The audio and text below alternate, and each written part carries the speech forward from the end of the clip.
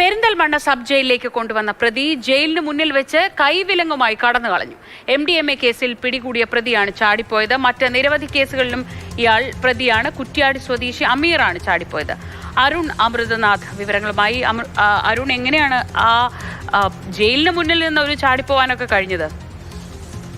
അതായത് ഇന്നലെ രാത്രി 8 കൂടിയാണ് സംഭവം. ഇയാളെ കൊണ്ടോട്ടിയിൽ MDMA പിടികൂടിയ കേസുമായി ബന്ധപ്പെട്ടാണ് ഇത്തരത്തിൽ റിമാൻഡ് ചെയ്യാനായി പെരിന്തൽമണ്ണയിലേക്ക് കൊണ്ടുവരുന്നത്. പെരിന്തൽമണ്ണ മജിസ്ട്രേറ്റിന് മുന്നിൽ ഹാജരാക്കി ജയിലിലേക്ക് കൊണ്ടുപോയായിരുന്നു. അപ്പോൾ ജയിലിന് മുന്നിൽ എത്തിയപ്പോഴാണ് ഇത്തരത്തിൽ ഇയാൾ വിലങ്ങുമായി കടന്നു കളയുന്നത്. പോലീസുകാർ പിറകെ ഓടിയെങ്കിലും പോലീസുകാർക്കൊക്കെ ഇത്തരത്തിൽ മറിക്കേൽക്കുന്ന സാഹചര്യം കൂടിയുണ്ട്. പോലീസുകാർക്ക് മുന്നിൽ ഓടി അതിലൊക്കെ ആയിരുന്നു എന്നുള്ളതാണ്. ഇന്നലെ രാത്രി തന്നെ അപ്പോൾ തിരച്ചിൽ ഇയാൾക്കായുള്ള തിരച്ചിൽ ആരംഭിച്ചിരിക്കുകയുമാണ്.